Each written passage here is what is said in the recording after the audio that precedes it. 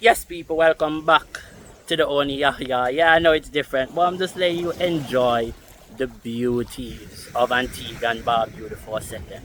That's where I was born. I'm just home, as I told you, doing a few things. So welcome to the beach, and I'm just having a walk here on by Casa Roots. Beautiful, beautiful place. There's some people on the boat coming in right now, and it's just a beautiful place. But yeah, I'm pretty sad about the Casemiro. When I saw that video, I don't know if a lot of y'all felt the same way I felt, but I was actually pretty sad about seeing Casemiro leaving Man United. You know, Casemiro is the epitome of a champion, a winner, a individual who shows you the right attitude, and I can't even see him every day, but just watching his physique, watching how he plays and how much it means and how much winning means to him. You know, this man cries after an equalizer scores by Burnley, a team at the bottom of the league, even if we're fighting and we're not even at the top of the league. You know, you can't really develop that mentality. That sort of mentality is just born in someone. You know, it reminds me of myself, to be fair. Like, bro, if I lose a game of FIFA, I cry.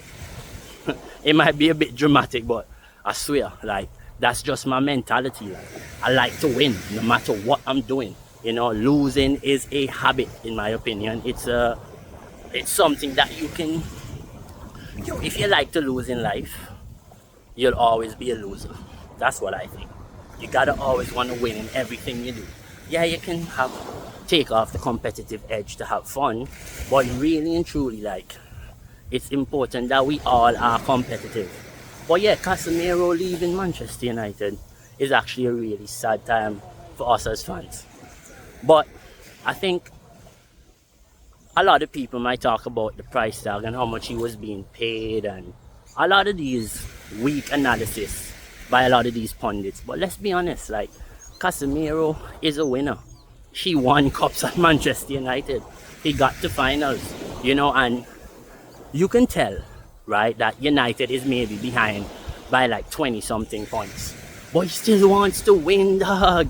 Like, he still wants to win, you know, and it's like so important that you try to like develop players that like have that sort of mentality, because that mentality might allow Manchester United to have the dominance like what Ferguson have by 50%.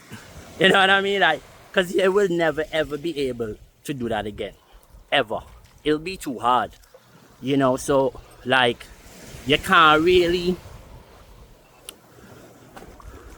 you can't really expect United to ever dominate like that again. Football will never be that possible. Like, City is trying to do that right now, you know what I mean, and they kind of get in there, to be fair. Like, if they win the league again, which I think they will, like, they'll be 7 cups in like 8 years, 9 years. So that's amazing, bro. And you have to like really commemorate that, because like it's very important. Yo, the water is like coming in real hard right now, so I don't really know what to tell y'all, but I'm trying to keep my balance, to be fair.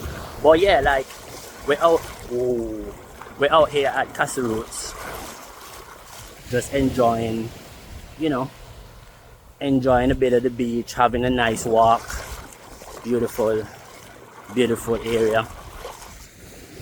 Yeah, Casemiro is actually in a really, really good player to me. Like, even the way he plays football, you know, watching him not wanting to lose, not wanting to I swear to God, right, when I watched Casemiro in the last game, it looked like he was a 32-year-old Casemiro that just came in.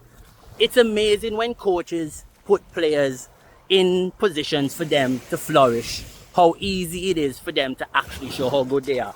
Because everyone was like, nah, Casemiro done. Casemiro too slow. And then the man is running back, chasing back players like Doku and like winning challenges. It's amazing, bro. Like, all these things is why, you know, sometimes Ruben Amorim to me was an issue. And I think if Manchester United got like a third, maybe say we got Casemiro at 27 years old, we'd have probably win the Premier League by now. Because I think a lot of people don't really realize the influence he had on Real Madrid, because Real Madrid kept winning Champions Leagues and Modric and Kroos stayed there. But let's be honest, like, he was a big part of what was good about that whole like team. And when he came to United with the least amount of talent around him, you saw him bring that team and win a lot of titles. Now we even saw him add parts of his game when he came to United that he probably couldn't show that he had at Real Madrid, which was goal scoring. You know how many goals this man scored, Man United? Last season, I think he was one of the top goal scorers in the team. You know what I mean? And he's a threat in the box, outside of the box. Those late runs, like, I just hope people like Kobe Mainoo, Toby Collier, players like that actually take up the time and the opportunity to learn from a player like Casemiro. Ugarte, I can tell Ugarte is learning. His positioning is better. So is Mainoo's. But yeah, like, I actually wish, you know, like, they actually soak up a lot from Casemiro and Bruno, because both players actually complement each other in a weirdly very different way. One's really creative and good on the ball, one's a defensive rock. And like, when you look at them and how they actually play the game, you can tell if these young midfielders take the time to actually learn from these guys, like, they'll actually be in a really better position to be better midfielders. No, but it's a beautiful day out here at Casa, you know, and I'm enjoying it. It's been your boy, you know, the one and only, the true. Of course, because they ain't no Man United podcaster out here living the life on the beach in Antigua, bro. None. So we're bringing you great content as usual going forward. Don't forget to like, share, and subscribe to the page. Keep hitting the bell for notifications. Have a great day, lovely one. Stay sexy, my people. You don't know. Ciao.